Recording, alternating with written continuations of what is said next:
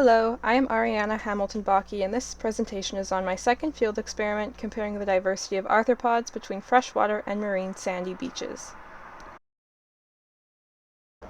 I would like to start this presentation by acknowledging that the freshwater portion of this experiment took place at Petawawa Point Beach in Ontario, which is located within the traditional unceded and unsurrendered territory of the Anishinaabe Algonquin people.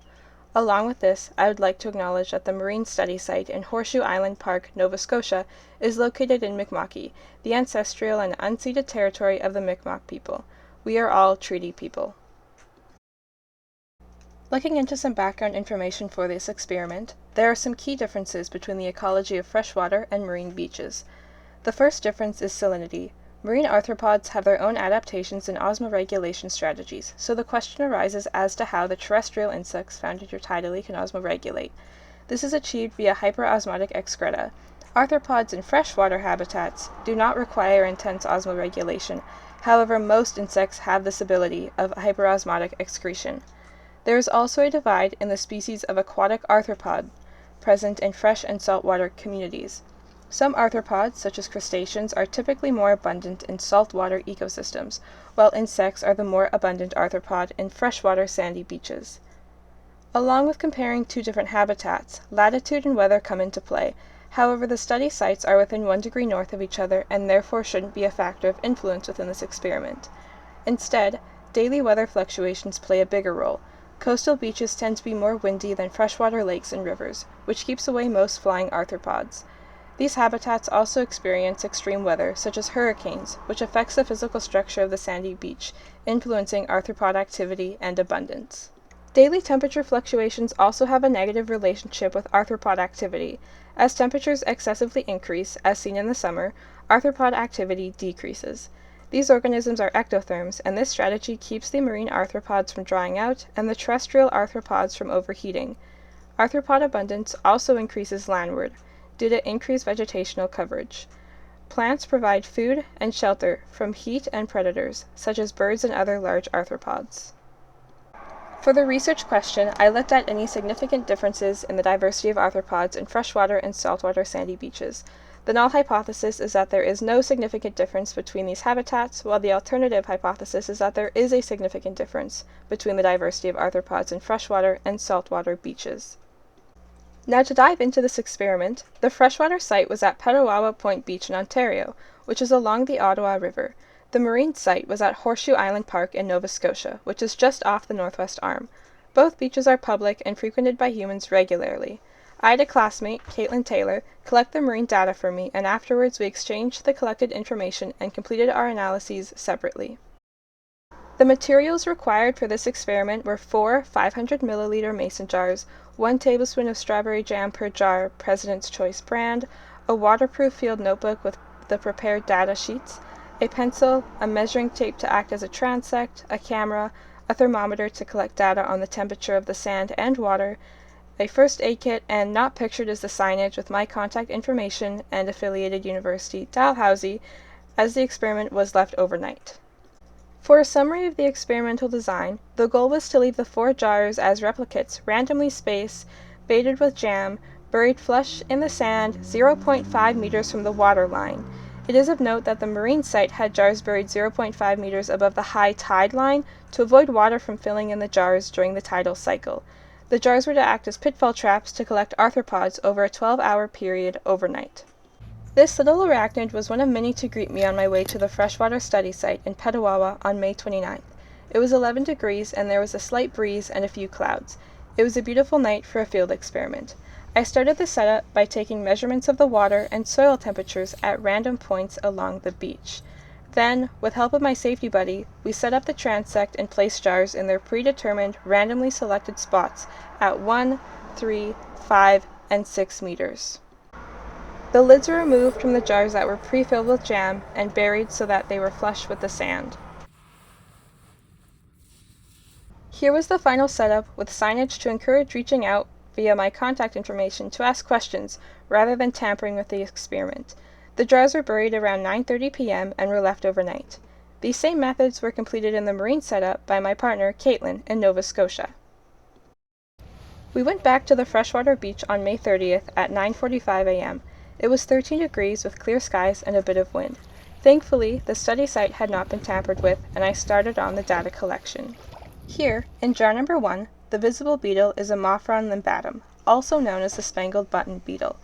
These guys were the most common beetle that was collected at the freshwater site.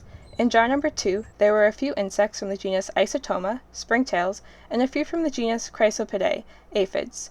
Jar number 3 presented the coolest findings, Stenolophus ochrapizu, a ground beetle. There was also a couple springtails and aphids and a few spangled button beetles. The highest count of spangled button beetles was found in jar number 4, along with some springtails and aphids. After the arthropods were counted, they were released. Then, water was added to the jars and shaken to loosen any smaller insects that were unfortunately stuck in the jam. This process provided another species with an abundance of over 20 tiny insects in each jar. However, they were too small to identify.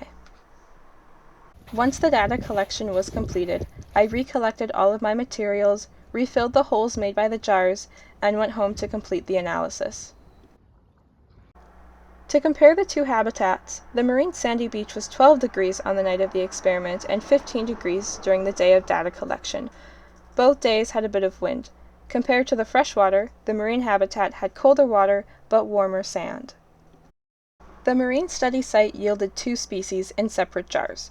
The first was Eratogena atrica, a giant house spider, and the second was many animals from the genus Chromatogaster, also known as ants.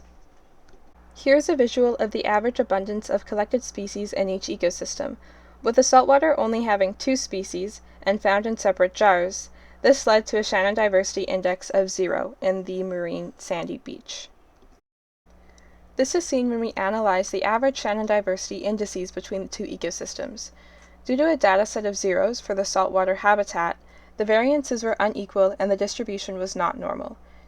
Therefore, a Welch 2-sample t-test was completed to examine any significance between the diversities of arthropods in freshwater and marine sandy beaches.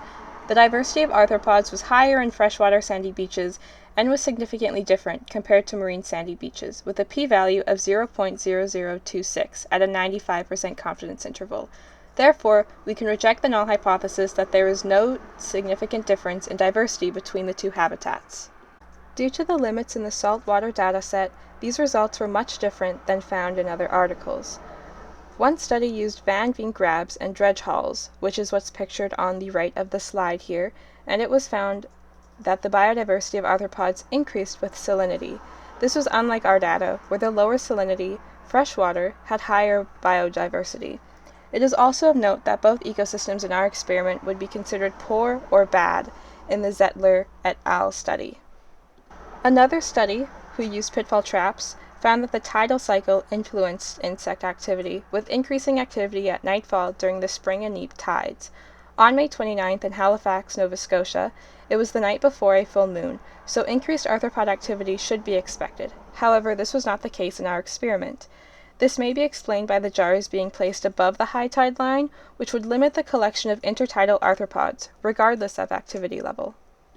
Another study using pitfall traps, which lasted 3 years instead of 12 hours, found a Shannon diversity index of 1.4 in a freshwater habitat, which is a bit higher than our study, which was an average of 0.8.